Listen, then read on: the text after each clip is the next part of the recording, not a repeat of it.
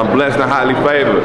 Hit different. I love y'all, bro. Appreciate y'all for coming out. You know what's going on. Hey, man, and here So, bro, I think so, man. I got a unity movement.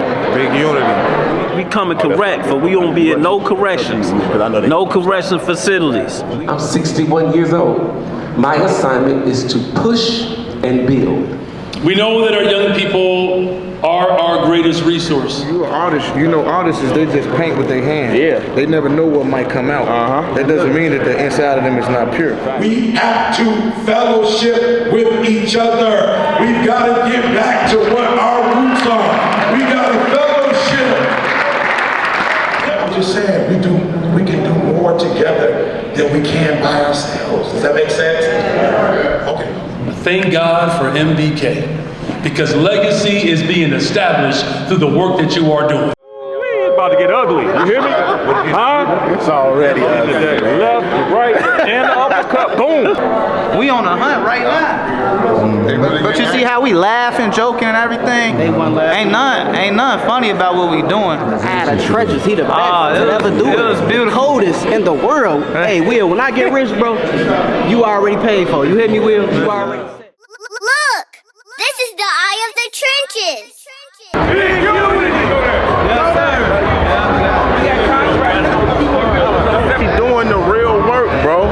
The trenches is in Springfield. They integrate in these different spaces with politicians and mayors. Y'all not gonna keep shutting us out, bro. We gotta be heard, man. We at the South Shore Cultural Center.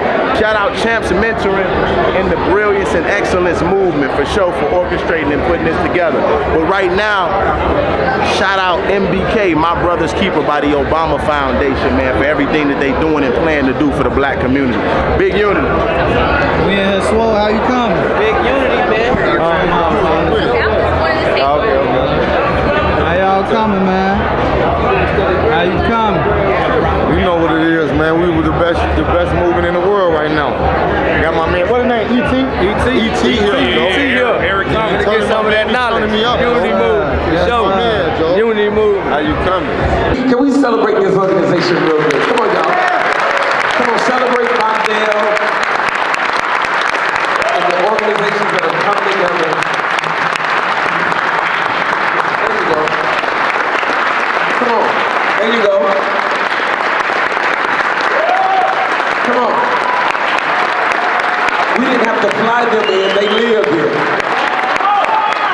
This is our own, and we celebrate you all and for everything that you're doing. And I'm excited about what's coming up. You all know we just bought Happy Liquor Store. This is a liquor store that's been in our community for over 30 years. And so many people have been shot, stabbed, lost their lives in front of this liquor store. And the last one was in May of last year, a young man by the name of Tyrone. So we bought it, and we're gonna put, they call it Happy Liquor, we about to call it the Corner of Life. Come on, y'all. A grocery store, so it won't be a food desert. We'll go in that community to sell the right kind of food, vegetables, fruit, good meat. Upstairs, we're gonna have doctors and dentists and therapists to bring light to our community.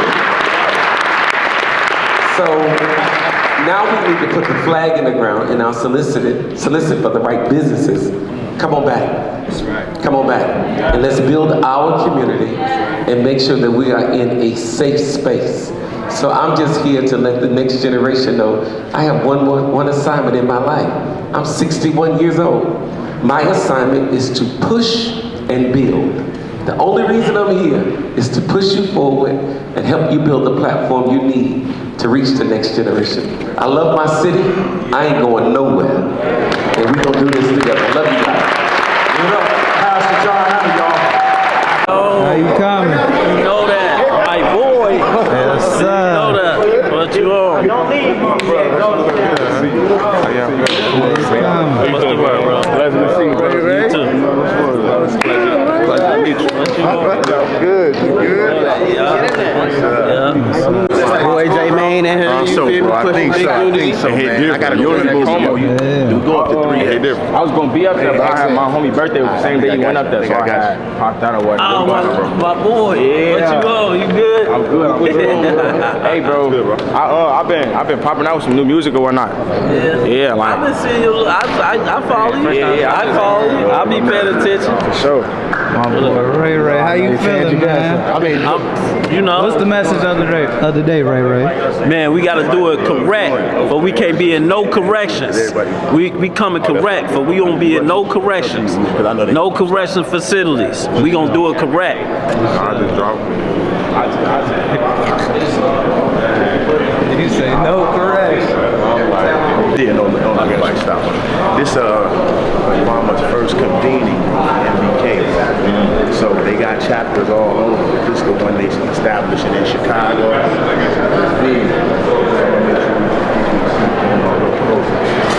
Introduce, show you Pam. How you feeling, brother? It hit different. I'm blessed and highly favored. It hit different. I can't complain.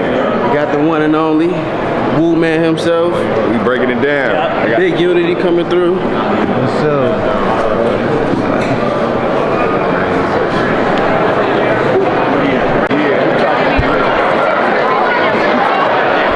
My boy, how you coming? What's going on? You know, we in here. Big unity.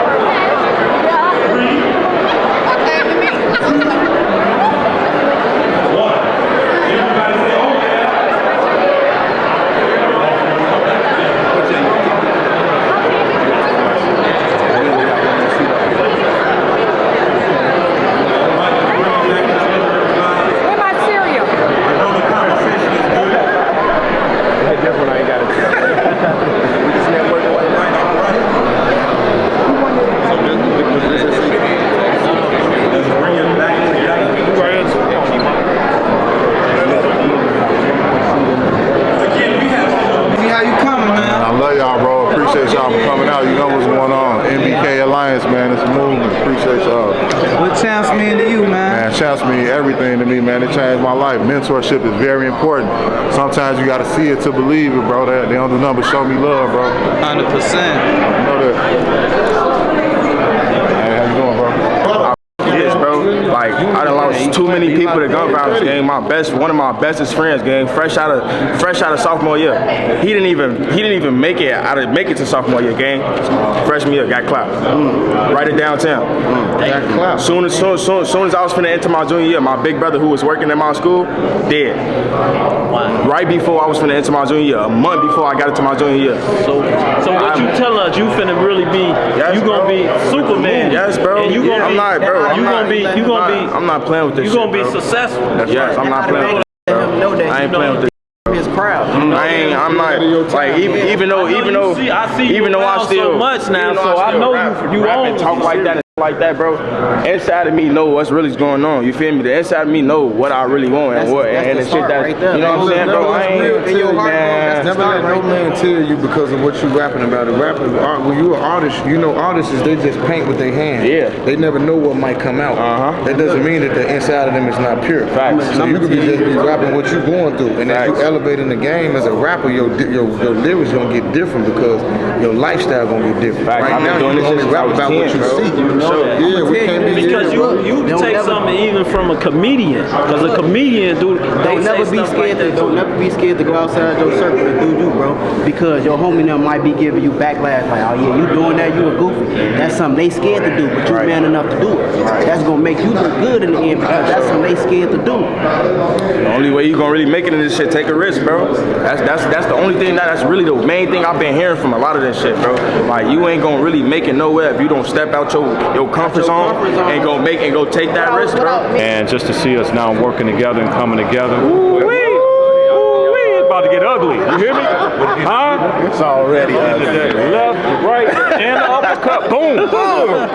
Knocking him out. You hear me? Indeed. Love. I definitely appreciate y'all, man. Dr. Blackman, you good? I'm good. Man, real general right here. Soldier right here. Yeah. One of the original Jesse White back in the day, huh? Original. Yep. Let's do it.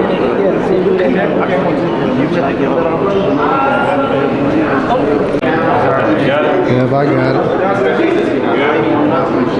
Not only are we one of the best cities, but we are one of the best cities because of our leadership. And here in Chicago, we have one of the greatest leaders that is leading our city, but not just leading our city, leading our city forward. Can everyone say forward? And here to give special tribute, special remarks for this inaugural 2025 My Brother's Keeper Chicago Alliance is the leader of our great city, the Honorable Mayor Brandon Johnson, everybody.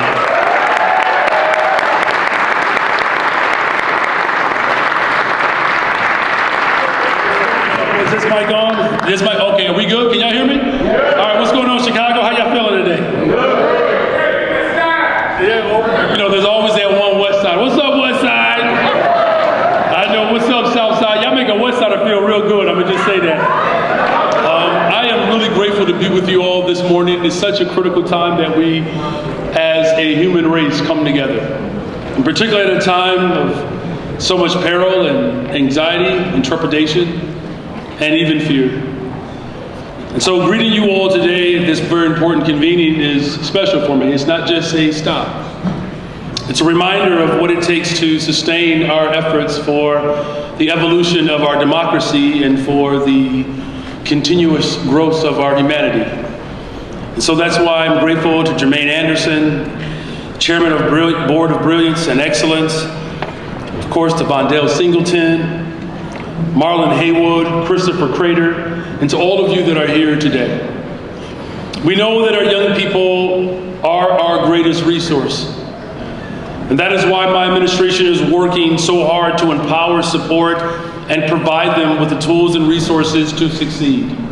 Society wants to demonize them, and I want to revitalize them so that they can fulfill and exercise their deepest desires and their purpose to build us a better economy that works for everyone. And to do and to be our best, we have to be united. We have to work collaboratively to ensure that our young boys and young men see and feel and experience what it means to be loved and held. Holding them down by creating clear pathways so that these leaders can gain access to the resources to go on to carry forward. Holding them down by honoring the work that they are doing, supporting their desires to serve, and to do it with profound conviction. Oftentimes, the work that you all do goes unrecognized. That's how we have to hold each other down, by seeing each other. And that is why the MBK convening is so important, because it demonstrates what's possible when we hold each other down. I'm excited to see all the great things that will continue to happen under the guidance and leadership of MBK's new backbone agency, Brilliance and Excellence. This is not something that we haven't known. This is just something that we haven't said enough of. With brothers like Vondell and Jermaine and Marlon and other leaders who make up this body, I have no doubt that MBK Chicago will realize its true promise.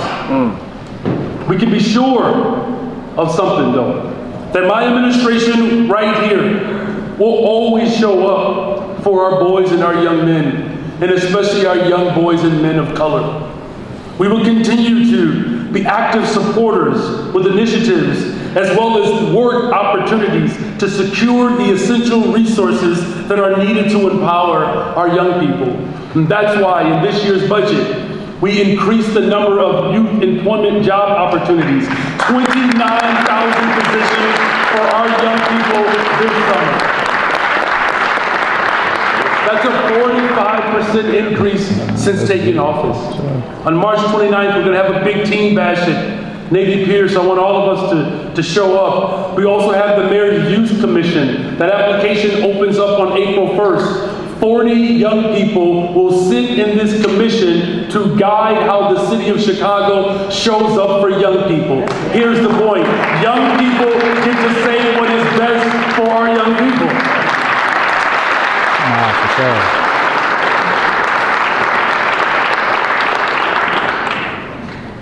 You know, my office is also committed to safety. We need to create more safe spaces for our young people, particularly our young boys of color, for them to feel comfortable being themselves. Look, I taught middle school. Young boys between the ages of 12 and 14 are some of the weirdest human beings on the planet.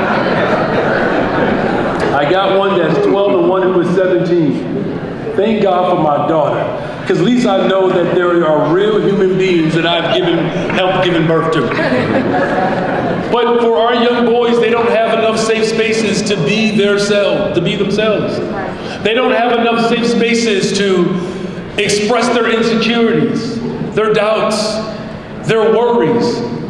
They also do not have enough spaces where we can pour into them and let them know that they are the beauty of the hopes and aspirations of our ancestors. I'll close with this. Booker T. Washington said the difference between a black boy and a white boy is that a white boy knows and understands and will always be reminded of their legacy. That if they make a mistake, they'll be reminded of who their father is, their grandfather. Then he said, for too many of our young black boys, they don't know their legacy. But thank God for MBK, because legacy is being established through the work that you are doing. God bless you all. God bless the greatest city in the world, the city of Chicago. Thank you.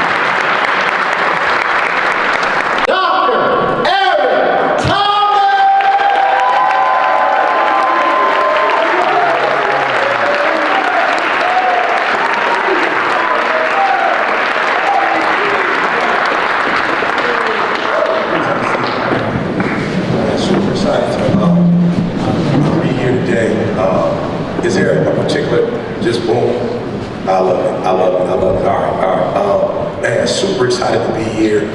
First of all, I just want to, just show love. I'm here because of a relationship, and that's my relationship with Vondell. So can we put our hands together? I first found out about this organization from my boy Chris, and then Vondell, and we kind of, just built that relationship, and I want to talk about that today. Now, I'm going to show you an image, right? And you got to do me a favor. You got to be mature, right? One of the things I will not do is I'm not going to waste your time repeating and rehearsing things that we always talk about in our community. I want today to be a day. I wouldn't insult you like that. I want today to be a day of individual and collective action. So one of the things I want you to do when you walk away is I want you to walk away with, what did I know already that I'm not implementing, and how do I implement it? Does that make sense? Right? So I want to encourage you. For those of you who don't know my story, I won't bore you, but I will say that my story started here. My mom, 17 years old, just found out she was pregnant, right? Senior at Dunbar High. Right? And in those days, they didn't have programs. Let's just say that. They didn't have programs for pregnant women. Amen. Right? She got kicked out. Right? And my mother was blessed in that she had done so well academically that when she got kicked out, her grades were so high that even when she missed the rest of that particular school year, she still got all C's. And she was able to get her degree. Amen. Shout out to Mom.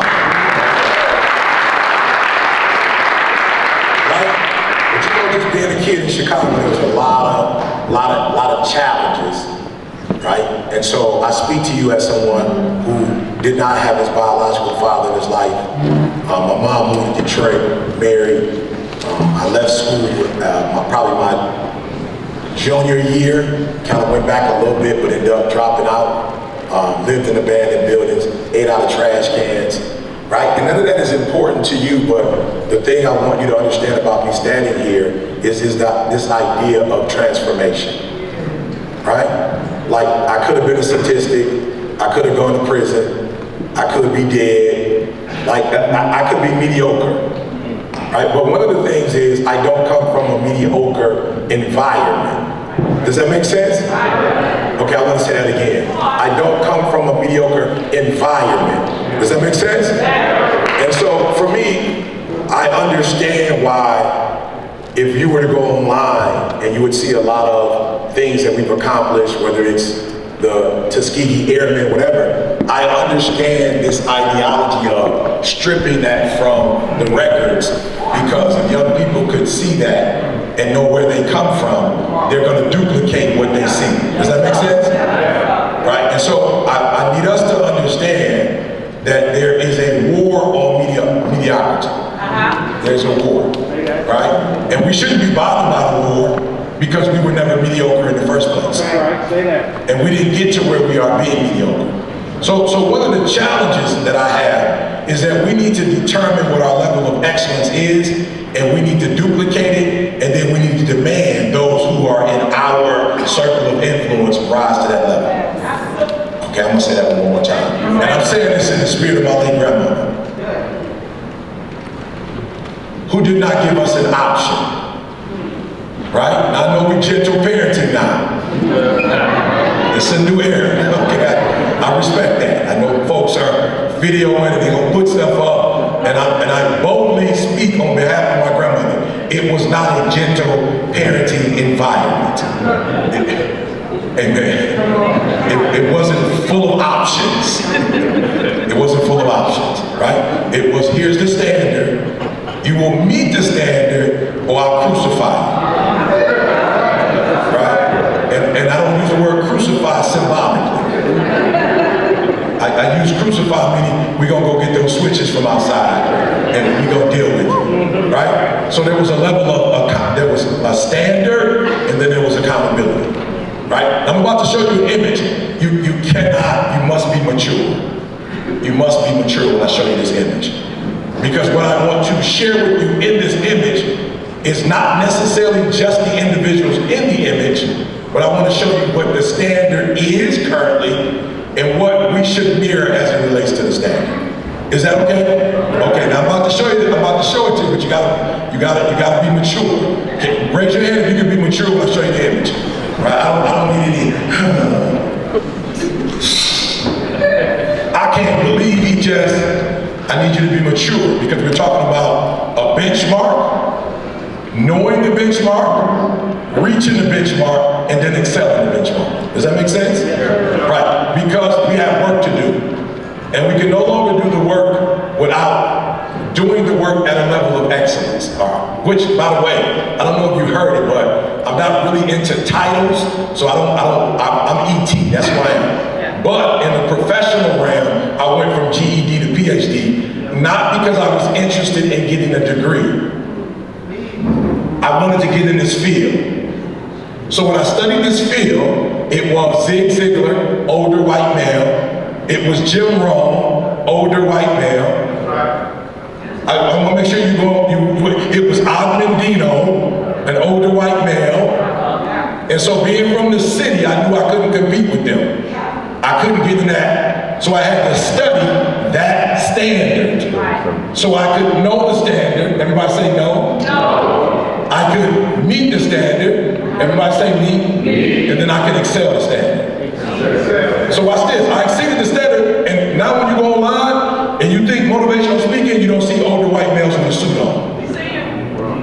So if you go online now and you look at the top speakers in the game, these are kids who, Inky Johnson studied them. When you look at Inky, when you look at Jeremy Anderson, I saw what the standard was. I got a 4-year degree at the HBCU, Oakwood College. I went to Michigan State University for my master's. I went to Michigan State University for my PhD. I didn't go for a title. There's no way to compete with white male speakers without sitting down with white male teachers. I needed to know what the standard I needed to meet the standard, master's, PhD, and then I needed to exceed that standard. Does that make sense? I just want to make sure we're all on the same page. So this isn't about titles. There was a language that I did not have. Does that mean Chicago language? So this is how I grew up, y'all. I grew up Chicago, Gary, Detroit. Right? That was the time. All my time was there. My grandfather was in Gary. My mom married, so we moved to Detroit. But she would literally drive back every weekend for 7 years. And then we were here during the summer.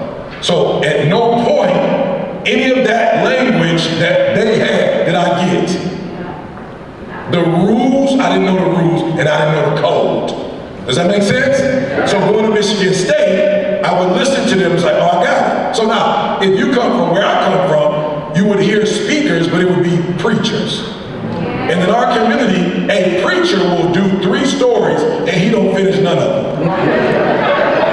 You just know what he, but you get what he's saying. He done started it, he went to another story, he then came back, he ain't finished none of it. Then he hooping at the end. Now, there's nothing wrong with that, but it didn't put me in a position to compete with a Tony Robbins. Does that make sense?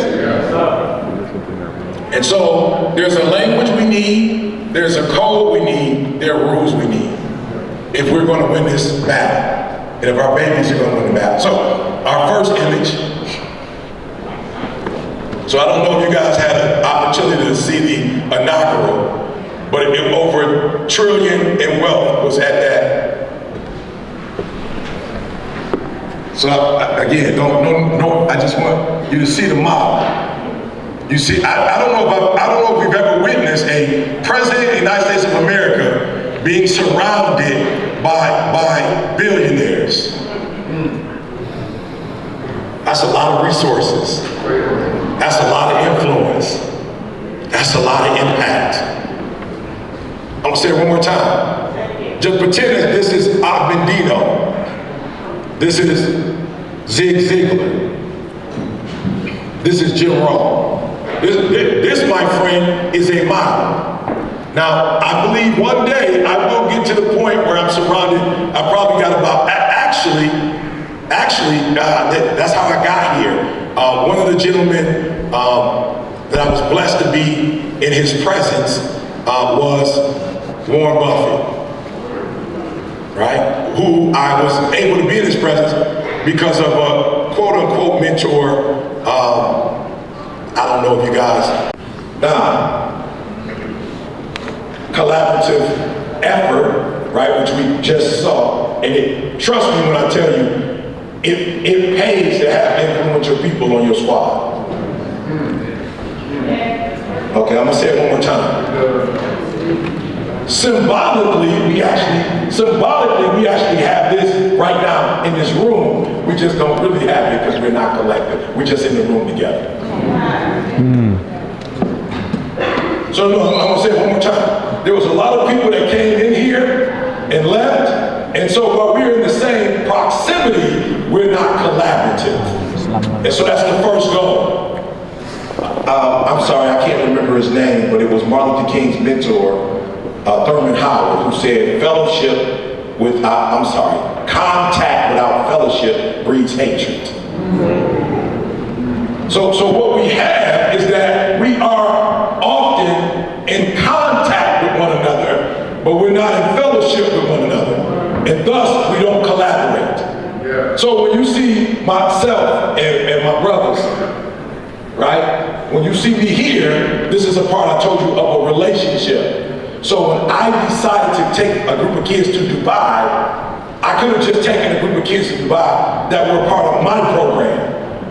But I saw what Vandell was doing with the kids, but he didn't necessarily have the resources, but he was doing everything in his power to put these kids in that position. And so I shared my resources, I shared my influence, and we were not only taking the kids from Detroit and Lansing, but we took a group of kids from the west side of Chicago to Dubai. And let me tell you something, when those kids came back, they were never the same.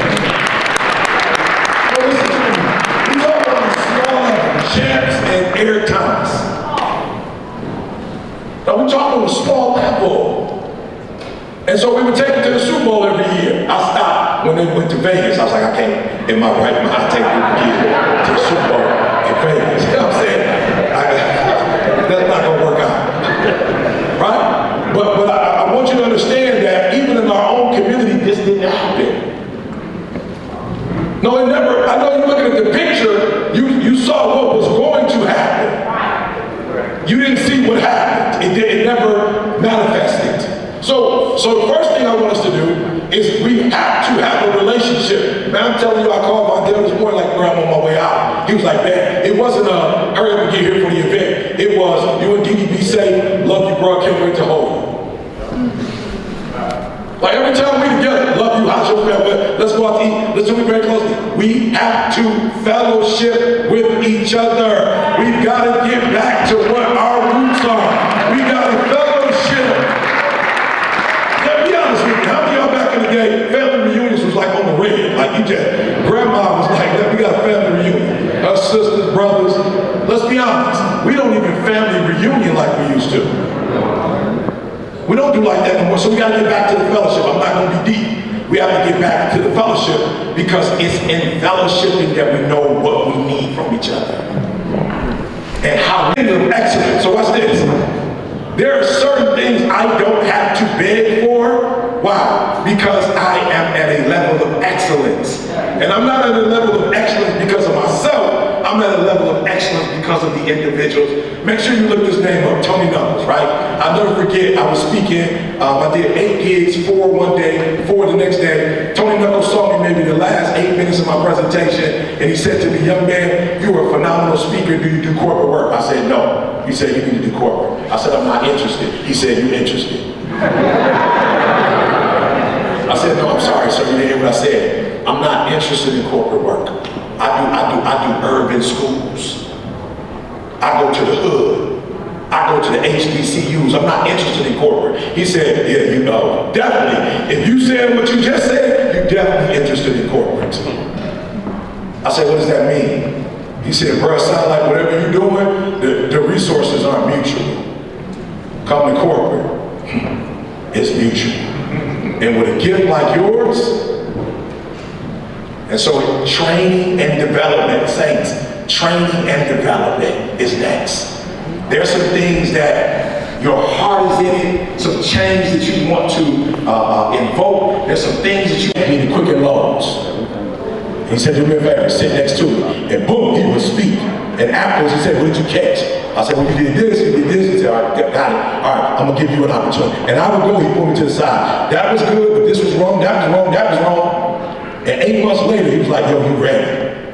I said, ready for what? He said, you ready to sit before Dan Gilbert, the CEO. You ready to speak to the CEO? You ready to speak to the CFO? These are some of the most powerful men in the city. You ready to sit next to these guys? I was like, all right, bet, go, boom. He was like, you got it. And I went from charging $5,000 to $10,000 to today I demand anywhere from 150 to 200 grand a presentation. Somebody got me in the door and somebody trained me. Right? They trained. And I'm gonna be honest, when you really, really get trained, like you can do your thing, nobody even know you trained. I love it.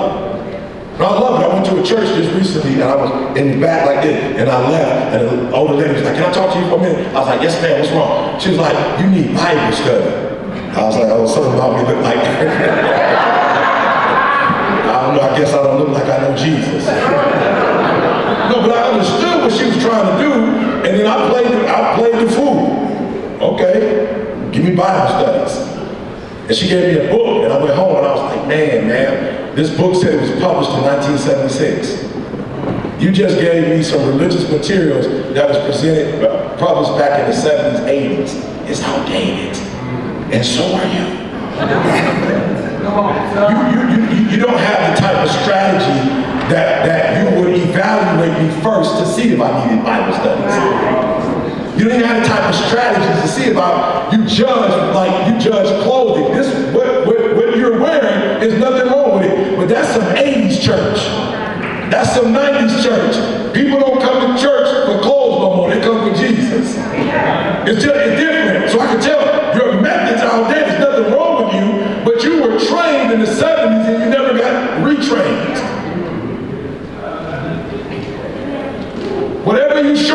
matter of fact, I studied this book and I passed this one out. I want to give you a new one that we're using now that actually has a black man face on it. It would probably be better for you if you're in the black community to show a black face and not a white face. This ain't the 70s. Are you hearing what I'm trying to tell you? So we have been trying to strategize forever. Now is the time to actually do it. Okay, I'm gonna say that one more time. Now is the time to actually, Vondale, Eric, let's sit down. We don't have to fight each other for resources. We don't have to compete. I don't have to come in the room and suck all the air out of it. No, I'm talking to somebody right now. One of our challenges is every time we come in the room, if we somebody, everybody gotta know we somebody. Ain't nobody nobody. Ain't nobody nobody. Ain't nobody nobody. The mission is everything. This is not about us individually and who we are and what degrees we have and how many people follow us online and where we live and what we drive. That's why our babies are dying, because we can't come together because we're trying to prove who we are. We don't have to prove who we are. We're no one individually, but collectively. Collectively, we're powerful. Does that make sense? I just want to make sure we get that. I told you, I'm not going to tell you something that you already heard. What I'm telling you is, let's let go of the egos. Let's let go of the egos. This ain't my day. This is all there. This is MPK. This is a mission that's greater than us. This is a president who thought about us and had an agenda for us, and it's our responsibility to do whatever we got to do to help push that forward. Why? Because our babies are the one that's going to be, they're going to suffer if we don't come together. Does that make sense? All right, so just let me I just want to just show you what it looks like when you collaborate. I don't know if you've ever been to Dubai before, but let me just tell you something. When you get to Dubai, you don't even have to talk excellent. It's everywhere. You get to Dubai, I'm telling you, if you Uber in Dubai, they're probably picking you up in the Rolls Royce. Like when you go to Dubai, like everybody's got a Bentley, everybody's got a Rolls Royce. The first time I went, that was like, if you get married, they give you $1 million. No, if you get married, they just bless you with $1 million because they don't want nobody to be broke. It's just a different, and when our babies went over there and they came home and we were asking like, yo, what was it? What did you experience? They was like, man, we didn't hear any ambulance. We didn't hear any police officers. Like, we slept so deep. I said, bro, we just spent $200 grand for y'all to go to Dubai, and you gonna tell me you got a good night's rest? They was like, the mattresses. I said, the what? The mattress? Some of the kids was like, bro, where we come from, everybody got a mattress, and we definitely don't have this type of mattress. They said we didn't have to. You could walk up the street and everybody was nice and speaking, and we never had to look over our shoulders. I was like, what about the steak? What about the hotel? What about the view? In Dubai is the only place I've ever been to where there's an ocean and a skyline. I've been in New York, it's a skyline, it ain't no ocean. I've been in Miami, it's the ocean, it ain't no skyline. We put our monies together. We put our energy and our strength together, and this is what we're doing without a loan. I've been in business for almost 20 years. I ain't never took out a loan. Now, you said there's something wrong with a loan? Absolutely not. Let somebody else have it. We've never gone to the government and asked the government for no money. Somebody else needs that. Let them have it. We've never done a car wash. Let them have it. I just know when you operate at a level of excellence, and you put out 3 videos a day and you start blessing folk. I call a billionaire and she said, I can't wait to meet with you, and I can't wait to tell you what you did for me, and I can't wait to help you with your movement.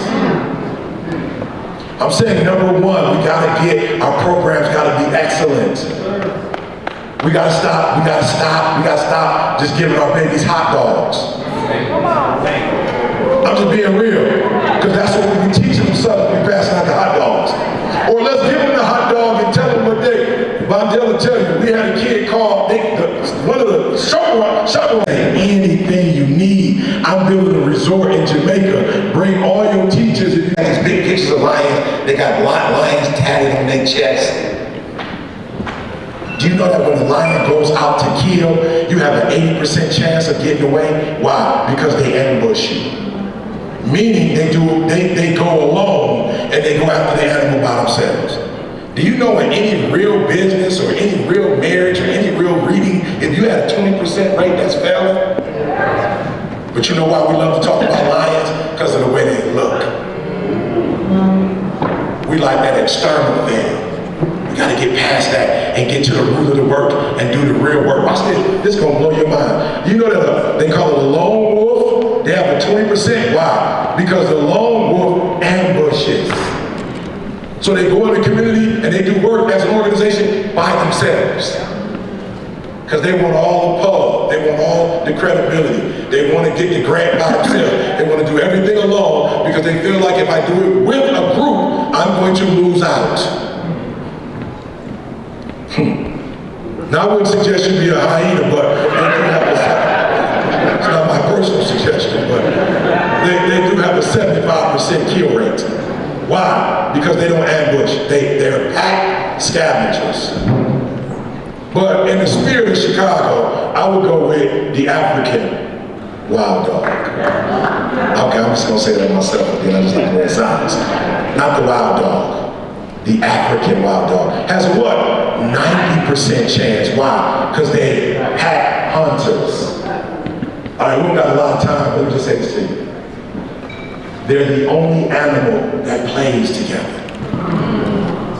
A part of their strategy is spending time together, playing together. Why? Because when they play together and when they spend time together, they hunt better together. There's a synergy that they have. There's a spirit that they have. If I could borrow from the Old Testament, they came together as one and they started building something. And their collective spirit was so strong that the Bible says God himself had to stop them. I've never read that before. That's the only place I read it. They were coming together so much. They had one accord. They was building up to heaven. And God was like, oh, they on their way up here. They're about to come all the way up here. Somebody go down there and stop them. Well, no, I'll do it myself. I'm just saying, we can do more together than we can by ourselves. Does that make sense? Okay, all right. What you also may not know is that they're not aggressive. So what they do when they hunt, they have the leader up front. They have another mature one in the back. They have several on the side, several on this side. So they actually do not ambush another animal. What they do, they call it competitive stamina, and they just follow the other animal until it gives out. They can go for 30 minutes, they can go for an hour, and while they're chasing, while you running, and they're talking to each other, having fun and playing. No, go study it. They laughing, they playing, they talking. Is he? No, he seems like he still got energy. Let's keep talking. Let's keep enjoying one another. And then 30 minutes in, it falls and say, all right, let's stop playing, let's get it. They don't exert any energy. Why? Because they're doing it collaboratively.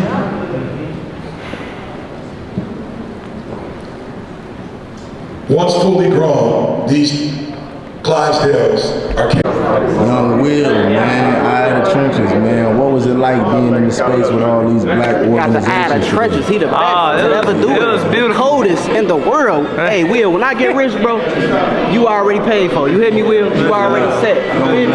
You set and written in stone.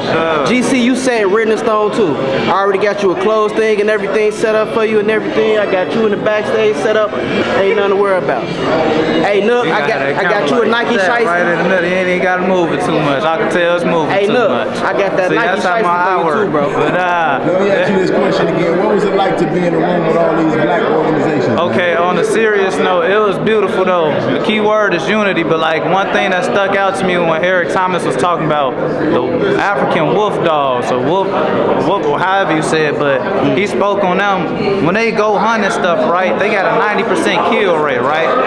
But he said the whole time they hunting, they tiring the victim out. But guess what they doing? They playing the whole time they hunting. They playing with each other. So like, you see this right now? We on a hunt right now.